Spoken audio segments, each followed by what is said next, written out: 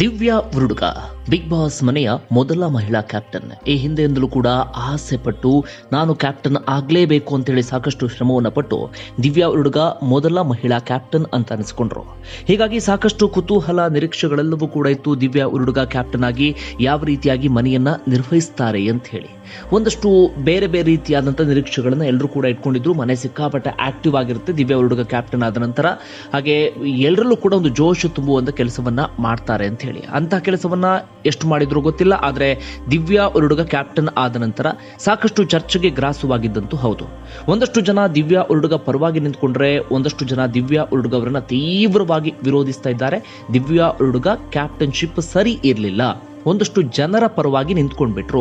ಪ್ರಮುಖವಾಗಿ ಅರವಿಂದ್ ಹಾಗೆ ಮಂಜು ಪಾವಗಡ್ ಅವರ ಪರವಾಗಿ ಹೆಚ್ಚೆಚ್ಚಾಗಿ ನಿಂತ್ಕೊಂಡ್ರು ದಿವ್ಯಾ ಉರುಡುಗ ಎನ್ನುವಂತ ಮಾತುಗಳು ಕೂಡ ಕೇಳಿ ಬರ್ತಾ ಇದೆ. ಹಾಗಾದ್ರೆ ಒಂದು ವಾರದ ದಿವ್ಯಾ ಉರುಡುಗ ಅವರ ಕ್ಯಾಪ್ಟನ್ಶಿಪ್ ಹೇಗಿತ್ತು ಅನ್ನೋದನ್ನ ಅನಾಲಿಸಿಸ್ ಮಾಡ್ತಾ ಹೋಗೋಣ. ಹಾಗೆ ಸೋಷಿಯಲ್ ಮೀಡಿಯಾದಲ್ಲಿ ಚರ್ಚೆ ಆಗ್ತಿದೆಯಲ್ಲ, ಅರವಿಂದ್ ಪರವಾಗಿ ನಿಂತ್ಕೊಂಡ್ರು ಅಂತ ಹೇಳಿ, ಹೌದಾ? ಹಾಗಾದ್ರೆ ಅದನ್ನು ಕೂಡ ನೋಡ್ತಾ ಹೋಗೋಣ. ದಿವ್ಯಾ ಉರುಡುಗ ಕ್ಯಾಪ್ಟನ್ ಆದ ನಂತರ ಒಂದಷ್ಟು ದಿಟ್ಟ ನಿರ್ಧಾರಗಳನ್ನು ತೆಗೆದುಕೊಂಡಿದ್ದಂತೂ ಹೌದು. ಯಾರ ಮಾತಿಗೂ ಮುಲಾಜಿಲ್ಲದೆ ತಿರುಗೇಟನ್ನ ಕೊಡ್ತಿದ್ದಂತೂ ಹೌದು. ಹಾಗೆ ರೂಲ್ಸ್ ಅಂದಮೇಲೆ ರೂಲ್ಸ್ ಅಂತ ಹೇಳಿ ಪಕ್ಕ ಅದಕ್ಕೆ ನಿಂತ್ಕೊಳ್ತಾ ಇದ್ದಿದ್ದು. ಹಾಗೆ ಯಾರಿಗೂ ಕೂಡ ಮುಲಾಜು ನೋಡದೆ ಒಂದು ರೀತಿಯಲ್ಲಿ ಕ್ಯಾಪ್ಟನ್ಶಿಪ್ ನಿರ್ವಹಿಸಿದಂತೂ ಹೌದು. ಯಾಕಂದ್ರೆ ಯಾರು ಕೂಡ ಅಷ್ಟರ ಮಟ್ಟಿಗೆ ನಿರೀಕ್ಷೆಯನ್ನು ಮಾಡಿರಲಿಲ್ಲ. ದಿವ್ಯಾ ಉರುಡುಗ ಇಷ್ಟರ ಮಟ್ಟಿಗೆ ಒಂದು ಗಟ್ಟಿ ನಿಲುವನ್ನ ತಾಳ್ತಾರೆ ಅಥವಾ ಗಟ್ಟಿಯಾಗಿ ನಿಂತ್ಕೊಳ್ತಾರೆ ಅಂತ ಹೇಳಿ ಪ್ರತಿ ಸಂದರ್ಭದಲ್ಲೂ ಕೂಡ ಅವರಲ್ಲಿ ಒಂದು ವಿಭಿನ್ನವಾದಂಥ ಆಟಿಟ್ಯೂಡ್ ಕಾಣಿಸ್ತಾ ಇತ್ತು. ಅಂದ್ರೆ ಪಾಸಿಟಿವ್ ವೇಲ್ ಹೇಳೋದು, ಒಂದು ಒಳ್ಳೆ ಗುಡ್ ಆಟಿಟ್ಯೂಡ್ ದಿವ್ಯಾ ಉರುಡುಗ ಅವರಲ್ಲಿ ಕಾಣಿಸಿಕೊಳ್ತಾ ಇತ್ತು. ಆದ್ರೆ ಕ್ಯಾಪ್ಟನ್ ಆದ ನಂತರ ಒಂದಷ್ಟು ಟಾಸ್ಕ್ಗಳು ಬಂದ್ವಲ್ಲ, ಅದರ ಟಾಸ್ಕ್ ನಿರ್ವಹಣೆಯಲ್ಲಿ ದಿವ್ಯಾ ಉರುಡುಗ ಸರಿಯಾಗಿ ನಿರ್ವಹಿಸಿದ್ರಾ ಅಂತ ನೋಡ್ತಾ ಹೋಗೋದಾದ್ರೆ ಸ್ವಲ್ಪ ಮಟ್ಟಿಗೆ ಫೇಲ್ಯೂರ್ ಆದ್ರೂ ಅಂತ ಅನಿಸ್ತಾ ಇದೆ. ಇದಕ್ಕೊಂದಷ್ಟು ಉದಾಹರಣೆಯನ್ನು ಕೊಡ್ತಾ ಹೋಗೋದಾದ್ರೆ, ಬಹುತೇಕ ಸಂದರ್ಭದಲ್ಲಿ ಅರವಿಂದ್ ಕೆಪಿ ಪರವಾಗಿ ದಿವ್ಯಾ ಉರುಡುಗ ನಿಂತ್ಕೊಂಡ ಹಾಗೆ ಕಾಣಿಸ್ತು. ಬಟ್ ಎಲ್ರಿಗೂ ಹಾಗನ್ಸುತ್ತೋ ಎಲ್ಲೋ ಗೊತ್ತಿಲ್ವಾ, ಒಂದಷ್ಟು ಜನರಿಗಂತೂ ನೋಡುವಾಗ ಹಾಗೆ ಅನಿಸ್ತಾ ಇತ್ತು. ಕಾರಣ ಅರವಿಂದ್ ಕೆಪಿಗೆ ಈ ಮೊಟ್ಟೆ ಟಾಸ್ಕ್ ನಲ್ಲಿ ಆಪೋಸಿಟ್ ಒಬ್ರು ಬೇಕು ಅಂದ ಸಂದರ್ಭದಲ್ಲಿ ಯಾರಾದ್ರೂ ಸ್ಟ್ರಾಂಗ್ ಆಗಿರುವಂತ ಸ್ಪರ್ಧಿಯನ್ನ ಆಯ್ಕೆ ಮಾಡಬಹುದಿತ್ತು. ಆದ್ರೆ ಶುಭಾ ಪುಂಜ್ ಅವರನ್ನ ಅಲ್ಲಿ ಆಯ್ಕೆ ಮಾಡ್ತಾರೆ. ಇದು ಒಂದಷ್ಟು ಅನುಮಾನಗಳಿಗೆ ಕಾರಣವಾಗಿತ್ತು. ಪಾಯಿಂಟ್ ನಂಬರ್ 2, ಚೀಲದಲ್ಲಿ ನೀರು ತುಂಬಿ ಹೊಡೆಯುವಂತ ಟಾಸ್ಕ್ ಬಂದಂತ ಸಂದರ್ಭದಲ್ಲೂ ಕೂಡ ಕೊನೆಗೆ ಚಂದ್ರಚೂಡ್ ಮತ್ತೆ ಅರವಿಂದ್ ಮಾತ್ರ ಉಳ್ಕೊಂಡಿರ್ತಾರೆ. ಚಂದ್ರಚೂಡ್, ಅರವಿಂದ್ ಹಾಗೆ ಒಂದಷ್ಟು ಜನ ಮಾತ್ರ ಉಳ್ಕೊಂಡಿರ್ತಾರೆ. ಆಗ ಒಬ್ರೊಬ್ಬರನ್ನೇ ಫೌಲ್ ಅಂತ ಹೇಳಿ ದಿವ್ಯಾ ಉರುಡುಗ ಔಟ್ ಮಾಡುವಂತ ಪ್ರಯತ್ನವನ್ನ ಮಾಡ್ತಾರೆ. ಅಂತಿಮವಾಗಿ ಅರವಿಂದ್ ಕೆಪಿ ಅವರನ್ನ ವಿನ್ ಮಾಡಿಸುವಲ್ಲಿ ಯಶಸ್ವಿ ಆಗ್ತಾರೆ ಎನ್ನುವಂತ ಮಾತುಗಳು ಕೂಡ ಕೇಳಿ ಬಂತು. ಮೇಲ್ನೋಟಕ್ಕೆ ಹಾಗೆ ಅನಿಸ್ತಾ ಇತ್ತು. ಪಾಯಿಂಟ್ ನಂಬರ್ 3, ಈ ನೋಟ್ ಪ್ರಿಂಟ್ ಟಾಸ್ಕ್ ಬಂದಾಗ ಆ ಕಟರ್ ಮಷಿನ್ ವಿಚಾರಕ್ಕೆ ರಘು ಸ್ವಲ್ಪ ಮಟ್ಟಿಗೆ ವಾಯ್ಸ್ ಅನ್ನ ರೈಸ್ ಮಾಡ್ತಾರೆ. ಆ ಕಟರ್ ಮಷಿನ್ ವಿಚಾರದಲ್ಲೂ ಕೂಡ ದಿವ್ಯಾ ಉರುಡುಗ ಆಗಾಗ ತಮ್ಮ ನಿಯಮವನ್ನ ಬದಲಿಸ್ತಾ ಇದ್ರು. ಆದ್ರೆ ಆ ನಿಯಮ ಅರವಿಂದ್ ಕೆಪಿ ಅವರ ಪರವಾಗಿರುವ ರೀತಿಯಲ್ಲಿ ನೋಡಿಕೊಳ್ತಾ ಇದ್ದ ಹಾಗೆ ಕಾಣಿಸ್ತಾ ಇತ್ತು. ಆದ್ರೆ ಅರವಿಂದ್ ಕೆಪಿ ಯಾವುದೇ ರೀತಿಯಲ್ಲೂ ಕೂಡ ಆ ವಿಚಾರಕ್ಕೆ ಸಂಬಂಧಪಟ್ಟ ಹಾಗೆ ಹೆಚ್ಚು ಚರ್ಚೆಯನ್ನ ಮಾಡಲಿಲ್ಲ. ಹಾಗೆ ರಘು ಕೂಡ ಆರಂಭದಲ್ಲಿ ವಾಯ್ಸ್ ರೈಸ್ ಮಾಡಿಬಿಟ್ರೆ ಅದಕ್ಕೆ ಗಟ್ಟಿ ನಿರ್ಧಾರವನ್ನ ತಗೊಳ್ಳೇ ಇಲ್ಲ ರಘು. ಯಾವ ಕಾರಣಕ್ಕಾಗಿ ಗೊತ್ತಿಲ್ಲ. ರಘು ಏನಾದ್ರೂ ವಾಯ್ಸ್ ರೈಸ್ ಮಾಡಿದ್ರೆ ಅದರಲ್ಲೊಂದು ಇತ್ಯರ್ಥ ಆಗುವಂತ ಕೆಲಸ ಆಗ್ತಿತ್ತೇನೋ. ಬಟ್ ರಘು ಧೈರ್ಯ ಇರಲಿಲ್ಲ ಅನ್ಸುತ್ತೆ. ಈ ಕಾರಣಕ್ಕಾಗಿ ಯಾವುದೇ ರೀತಿಯಲ್ಲೂ ಕೂಡ ವಾಯ್ಸ್ ಅನ್ನ ರೈಸ್ ಮಾಡಲಿಲ್ಲ. ರಘು ಪರವಾಗಿ ಮಾತನಾಡಿದಂತ ಪ್ರಶಾಂತ್ ಸಂಬರ್ಗಿ ನಾನಂತರ ಅವರು ಕೂಡ ಸೈಲೆಂಟ್ ಆಗಿಬಿಟ್ರು. ಪಾಯಿಂಟ್ ನಂಬರ್ 4, ಶಮಂತ್ ವಿಚಾರದಲ್ಲಿ. ಶಮಂತ್ ವಿಚಾರದಲ್ಲಿ ಏನಾಯ್ತು ಅಂದ್ರೆ, ಶಮಂತ್ ಬಾತ್ರೂಮ್ ಹೋಗಿದ್ರು, ಆನಂತರ ಈ ಕಡೆಯಿಂದ ಓಡ್ ಬಂದ್ರು, ಈ ರೀತಿಯಲ್ಲಿ ಒಂದಷ್ಟು ಚರ್ಚೆಗಳೆಲ್ಲವೂ ಕೂಡ ಆಯ್ತು. ಆಗ ಶಮಂತ್ ಏನು ಆರೋಪ ಮಾಡಿದ್ರು ಅಂದ್ರೆ, ಯಾಕೆ ನನ್ನ ವಿರುದ್ಧ ದಿವ್ಯಾ ಉರುಡುಗ ಇಷ್ಟೊಂದು ಕೇರಳಿ ಕೆಂಡವಾದ್ರು ಅಥವಾ ನನ್ನ ವಿಚಾರವನ್ನ ಚರ್ಚೆ ಮಾಡಿದ್ರು ಅಂದ್ರೆ, ನನ್ನ ನೆಕ್ಸ್ಟ್ ಇದ್ದಿದ್ದು ಅರವಿಂದ್. ಈ ಕಾರಣಕ್ಕಾಗಿ ದಿವ್ಯಾ ಉರುಡುಗ ಇಂಥದೊಂದು ಕೆಲಸವನ್ನ ಮಾಡಿದ್ರು ಅಂತ ಹೇಳಿ ಶಮಂತ್ ಕೂಡ ಆರೋಪವನ್ನ ಮಾಡ್ತಾರೆ. ಅಲ್ಲಿ ಮೇಲ್ನೋಟಕ್ಕೆ ನಮಗೂ ಕೂಡ ಹಾಗೆ ಅನಿಸ್ತಿತ್ತು. ಅಂತಿಮವಾಗಿ ಶಮಂತ್ ಅರವಿಂದ್ಗೆ ಆ ಏಪ್ರಾನ್ ನ ಹ್ಯಾಂಡ್ ಓವರ್ ಮಾಡ್ತಾರೆ.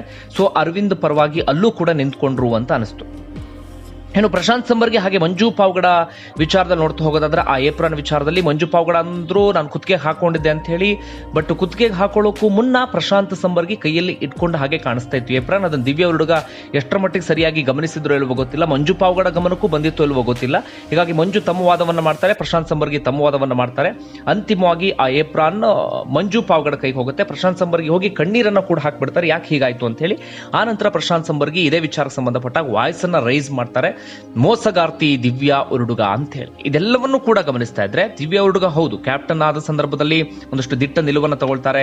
ಅಡುಗೆ ಮನೆಯಲ್ಲಿ ಗಂಡು ಮಕ್ಕಳನ್ನು ಬಿಡುವಂತ ಕೆಲಸವನ್ನ ಮಾಡ್ತಾರೆ. ಬೇರೆ ಬೇರೆ ಒಂದಷ್ಟು ದಿಟ್ಟ ನಿಲುವುಗಳೆಲ್ಲವೂ ಕೂಡ ಇರುತ್ತೆ. ಆದ್ರೆ ಟಾಸ್ಕ್ ವಿಚಾರದಲ್ಲಿ ಎಲ್ಲೋ ಒಂದು ಕಡೆ ದಿವ್ಯಾ ಉರುಡುಗ ಎಡವಿದ್ರು ಅಂತ ಕಾಣುತ್ತೆ. ಓಕೆ, ಇದೆಲ್ಲದಕ್ಕೂ ಕೂಡ ಹಾಗಾದ್ರೆ ಈಗ ಪರಿಹಾರ ಹೇಳುವಂತವ್ರು ಯಾರು ಇದಕ್ಕೆ ಹೌದು ಇದು ತಪ್ಪು ಇದು ಸರಿ ಅಂತ ಹೇಳಬೇಕಾಗುತ್ತೆ. ಈಗ ನಾವೆಲ್ಲರೂ ಕೂಡ ನಮ್ಮ ಆಂಗಲ್ ನಲ್ಲಿ ಅನಾಲಿಸಿಸ್ ಮಾಡ್ತಾ ಹೋಗ್ತೀವಿ. ಇದು ನನ್ನ ಆಂಗಲ್, ನಾನು ಇಲ್ಲಿವರೆಗೆ ನಾನು ಕಂಡಿದ್ದ ನಾನು ನಿಮ್ಮ ಮುಂದೆ ಇಡ್ತಾ ಇದ್ದೀನಿ. ಸೋಷಿಯಲ್ ಮೀಡಿಯಾದಲ್ಲಿ ಒಂದಷ್ಟು ಚರ್ಚೆ ಆಗ್ತಿತ್ತಲ್ಲ, ಅದೆಲ್ಲವನ್ನು ನೋಡಿ ನಾನು ಈ ಆಂಗಲ್ನ ಮುಂದೆ ಇಡ್ತೀನಿ. ಇದರಲ್ಲಿ ಎಷ್ಟು ತಪ್ಪಿದೆಯೋ ಎಷ್ಟು ಸರಿ ಇದೆಯೋ ಗೊತ್ತಿಲ್ಲ. ಫೈನಲ್ ಆಗಿ ಒಂದು ಕನ್ಕ್ಲೂಷನ್ಗೆ ಬರೋದಾದ್ರೆ, ಒಳ್ಳೆ ಕ್ಯಾಪ್ಟನ್ ಬಟ್ ಟಾಸ್ಕ್ ವಿಚಾರದಲ್ಲಿ ದಿವ್ಯಾ ಉರುಡುಗ ಎಡವಿದ್ದಂತೂ ಹೌದು. ಎಲ್ಲೋ ಒಂದು ಕಡೆ ಸ್ವಾರ್ಥದ ಆಟ ಆಡಿದ್ರು ಅಂತಲೂ ಕೂಡ ಒಂದು ಹಂತಕ್ಕೆ ಅನ್ಸಿದ್ದು ಕೂಡ ಹೌದು, ಅರವಿಂದ್ ಕೆಪಿ ಅವರ ಪರವಾಗಿ ನಿಂತ್ಕೊಂಡ್ರೆ. ಇದಕ್ಕೆ ನಮಗೆ ಕರೆಕ್ಟಾಗಿ ಗೊತ್ತಾಗಬೇಕಂದ್ರೆ ವೀಕೆಂಡ್ ಬರಬೇಕು, ಸುದೀಪ್ ಅವರು ಬರಬೇಕು. ಸುದೀಪ್ ಅವರು ಹಿಂದೆಲೂ ಕೂಡ ಅಷ್ಟೇ, ಯಾರಾದರೂ ಕ್ಯಾಪ್ಟನ್ ರೀತಿಯಾಗಿ ಎಡವಟ್ಟನ್ನು ಮಾಡಿದಾಗ ಅವರನ್ನ ತಿದ್ದಿ ಬುದ್ಧಿ ಹೇಳುವಂತ ಕೆಲಸವನ್ನ ಮಾಡಿದ್ದಾರೆ. ಇಲ್ಲೂ ಕೂಡ ಸುದೀಪ್ ಅವರು ದಿವ್ಯಾ ಉರುಡುಗ ಮಾಡಿ ಸರಿನಾ ತಪ್ಪಾ ಅಂತ ಏನ್ ಹೇಳ್ತಾರೆ ಅಂತ ಕುತೂಹಲ ಇದೀಗ ಜಾಸ್ತಿ ಆಗ್ತಾ ಇದೆ. ನೋಡೋಣ. ಚೆನ್ನಾಗಿ ಏನಾದರೂ ಕ್ಯಾಪ್ಟನ್ಶಿಪ್ ನಿರ್ವಹಣೆ ಮಾಡಿದ್ರೆ ಕಿಚ್ಚನ ಚಪ್ಪಾಳಿಯೂ ಕೂಡ ಸಿಗಬಹುದು. ಅಪ್ಪಿತಪ್ಪಿ ಎಡವಟ್ಟಾಗಿದ್ರೆ ಕಿಚ್ಚನಿಂದ ತರಾಟೆಗೆ ಒಳಗಾಗುವಂತ ಸಾಧ್ಯತೆಗಳು ಕೂಡ ಇರುತ್ತೆ. ಅಥವಾ ತಿದ್ದಿ ಬುದ್ಧಿ ಹೇಳಬಹುದಿತ್ತು, ಮೊದಲ ಮಹಿಳಾ ಕ್ಯಾಪ್ಟನ್ ಆಗಿದ್ರೆ ಈ ರೀತಿಯಾಗಿ ನಡ್ಕೊಳ್ಬಹುದಿತ್ತು. ಬಟ್ ಒಂದಷ್ಟು ಎಡವಟ್ಟುಗಳಾಯ್ತು ಅಂತ ಹೇಳಿ ಇದೀಗ ವೀಕೆಂಡ್ ಶೋಗೆ ಸಂಬಂಧಪಟ್ಟ ಹಾಗೆ ಕುತೂಹಲ ಜಾಸ್ತಿ ಆಗ್ತಿದೆ. ಸುದೀಪ್ ಅವರು ಏನ್ ಹೇಳ್ತಾರೆ ಏನು ಎತ್ತ ಅಂತ ಹೇಳಿ. ಇನ್ನು ಮನೆಯಲ್ಲಂತೂ ಇದೇ ವಿಚಾರ ಇದೀಗ ರಣರಂಗವಾಗಿ ಮಾರ್ಪಾಟಾಗ್ಬಿಟ್ಟಿದೆ. ಪ್ರಶಾಂತ್ ಸಂಬರ್ಗಿ ಅಂತೂ ಸಿಡಿದೆದ್ದು ನಿಂತುಬಿಟ್ಟಿದ್ದಾರೆ. ಅದರಲ್ಲೂ ಕೂಡ ಪ್ರಶಾಂತ್ ಸಂಬರ್ಗಿ ಇಷ್ಟು ದಿನಗಳ ಕಾಲ ಅರವಿಂದ್ ಕೆಪಿ ಹಾಗೆ ದಿವ್ಯಾ ಉರುಡುಗ ಜೊತೆಗೆ ಬಹಳ ಚೆನ್ನಾಗಿದ್ರು. ಆರಂಭದಲ್ಲಿ ಅಷ್ಟಾಗಿ ಒಳ್ಳೆ ಸಂಬಂಧ ಇರಲಿಲ್ಲ, ಬಟ್ ಇತ್ತೀಚೆಗೆ ಉತ್ತಮವಾದಂತಹ ಫ್ರೆಂಡ್ಶಿಪ್ ಅವ್ರ ನಡುವೆ ಇತ್ತು. ಆದ್ರೆ ಇದೀಗ ಅರವಿಂದ್ ಕೆಪಿ ಹಾಗೆ ದಿವ್ಯಾ ಉರುಡುಗ ವಿರುದ್ಧ ತಿರುಗಿ ನಿಂತುಬಿಟ್ಟಿದ್ದಾರೆ. ಅದರಲ್ಲೂ ಕೂಡ ಎಲ್ಲ ವಿಚಾರಗಳನ್ನು ಅವರ ಮನಸ್ಸೊಳಗೆ ಬಂದ್ಬಿಟ್ಟಿದೆ. ಒಂದು ಫ್ರಸ್ಟ್ರೇಷನ್ ಜಾಸ್ತಿ ಆಗ್ತಿದೆ. ಹೀಗಾಗಿ ಆ ಕಿಚನ್ ಹತ್ರ ಕೆಲಸ ಮಾಡುವಂತ ಸಂದರ್ಭದಲ್ಲಿ ಪ್ರಶಾಂತ್ ಸಂಬರ್ಗಿ ಹಾಗೆ ಅರವಿಂದ್ ಕೆಪಿ ನಡುವೆ ಜೋರ್ ಗಲಾಟೆ ಆಗುತ್ತೆ. ಕೈ ಮಿಲಾಯಿಸುವಂತ ಹಂತಕ್ಕೂ ಕೂಡ ಹೋಗ್ಬಿಡುತ್ತೆ. ಯಾವತ್ತೂ ಕೂಡ ಅರವಿಂದ್ ಅಷ್ಟೊಂದು ರೈಸ್ ಆಗಿದ್ದು ನೋಡಿರಲಿಲ್ಲ, ಅಥವಾ ಪ್ರಶಾಂತ್ ಸಂಬರ್ಗಿ ಈ ಹಂತಕ್ಕೆ ರೈಸ್ ಆಗಿದ್ರು ಕೂಡ ನೋಡಿರಲಿಲ್ಲ. ಆದ್ರೆ ಸ್ವಲ್ಪ ಜೋರಾಗಿಯೇ ಗಲಾಟೆ ಆಗತ್ತೆ. ಯಾಕಂದ್ರೆ ಚಂದ್ರಚೂಡ್ ಮಾತುಗಳಿಂದ ಬೇರೆ ಒಂದಷ್ಟು ಮಾತುಗಳಿಂದ ಪ್ರಶಾಂತ್ ಸಂಬರ್ಗಿ ನೊಂದ್ಕೊಂಡಿದ್ರು. ಹೀಗಾಗಿ ಸ್ವಲ್ಪ ಫ್ರಸ್ಟ್ರೇಷನ್ ಕೂಡ ಜಾಸ್ತಿ ಇತ್ತು ಅಂತ ಕಾಣುತ್ತೆ. ಯಾಕಂದ್ರೆ ಪ್ರಶಾಂತ್ ಸಂಬರ್ಗಿ ಮಾಡಿದ್ದು ಬೇರೆ ವಿಚಾರಗಳಲ್ಲಿ ತುಂಬಾ ತಪ್ಪಿದ್ವು, ಬಟ್ ಇಲ್ಲಿ ಎಲ್ಲೂ ಕೂಡ ತಪ್ಪು ಅಂತ ಅನಿಸ್ಲಿಲ್ಲ ಈ ವಾರದಲ್ಲಿ ನಡೆದುಕೊಂಡಂತಹ ರೀತಿ. ಹೀಗಾಗಿ ಅವರಿಗೆ ಸ್ವಲ್ಪ ಮಟ್ಟಿಗೆ ಕೋಪ ಜಾಸ್ತಿ ಆದ ಹಾಗೆ ಕಾಣಿಸ್ತಾ ಇದೆ. ಇನ್ನೊಂದು ಕಡೆಯಿಂದ ಚಕ್ರವರ್ತಿ ಚಂದ್ರಚೂಡ್ ಅರವಿಂದ್ ಕೆಪಿಗೆ ಬಕೆಟ್ ಹಿಡಿಯುವಂತ ಕೆಲಸವನ್ನ ಮುಂದುವರಿಸಿದ ಹಾಗೆ ಕಾಣಿಸ್ತಾ ಇದ್ದಾರೆ. ಸ್ಟ್ರಾಂಗೆಸ್ಟ್ ಕಂಟೆಸ್ಟೆಂಟ್ ಅನ್ನೋದು ಗೊತ್ತಾಗಿದೆ. ಹೀಗಾಗಿ ಅವ್ರ ಜೊತೆಗೆ ಚೆನ್ನಾಗಿದ್ರೆ ನನಗೆ ಒಳ್ಳೊಳ್ಳೆ ರೀತಿಯಲ್ಲಿ ಒಂದಷ್ಟು ಸಹಾಯ ಆಗಬಹುದು. ಅರವಿಂದ್ ಕೆಪಿ ಫ್ಯಾನ್ಸ್ ನನಗೆ ವೋಟ್ ಮಾಡಬಹುದು ಅಂತ ಹೇಳಿ ಚಂದ್ರಚೂಡ್ ಅರವಿಂದ್ ಕೆಪಿ ಪರವಾಗಿ ನಿಂತ್ಕೊಂಡ ಹಾಗೆ ಕಾಣಿಸ್ತಾ ಇದೆ.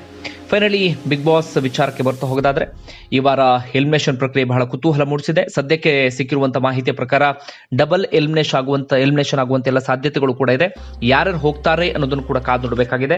ಸದ್ಯಕ್ಕೆ ಗೊತ್ತಾಗ್ತಿರೋ ಪ್ರಕಾರ ರಘುಗೌಡ ಮತ್ತೆ ಪ್ರಿಯಾಂಕಾ ತಿಮೇಶ್ ಹೋಗುವಂತ ಸಾಧ್ಯತೆಗಳು ಎಲ್ಲವೂ ಕೂಡ ದಟ್ಟವಾಗಿದೆ. ಬಟ್ ಬಿಗ್ ಬಾಸ್ ನಲ್ಲಿ ಅನಿರೀಕ್ಷಿತ ಘಟನೆಗಳು ಯಾವಾಗ ಏನು ಬೇಕಾದ್ರೂ ನಡೆಯಬಹುದು. ಫೈನಲಿ ಯಾರು ಬೇಕಾದ್ರೂ ಮನೆಯಿಂದ ಹೊರಗಡೆ ಹೋಗುವಂತ ಚಾನ್ಸಸ್ ಇರುತ್ತೆ. ಒಟ್ಟಾರೆಯಾಗಿ ದಿವ್ಯಾ ಉರುಡುಗ ಅವರ ಕ್ಯಾಪ್ಟನ್ಶಿಪ್ಗೆ ಸಂಬಂಧಪಟ್ಟ ಹಾಗೆ ನಿಮ್ಮ ಅಭಿಪ್ರಾಯ ಏನು ಕಮೆಂಟ್ ಮಾಡಿ ತಿಳಿಸಿ. ನಿಮ್ಮ ಕಮೆಂಟ್ ಆಧಾರದ ಮೇಲೆ ನಾನು ಇನ್ನೊಂದು ಸ್ಟೋರಿಯನ್ನ ಮಾಡ್ತೀನಿ, ಯಾರು ಏನ್ ಹೇಳಿದ್ರು ಅಂತ ಹೇಳಿ. Thank you.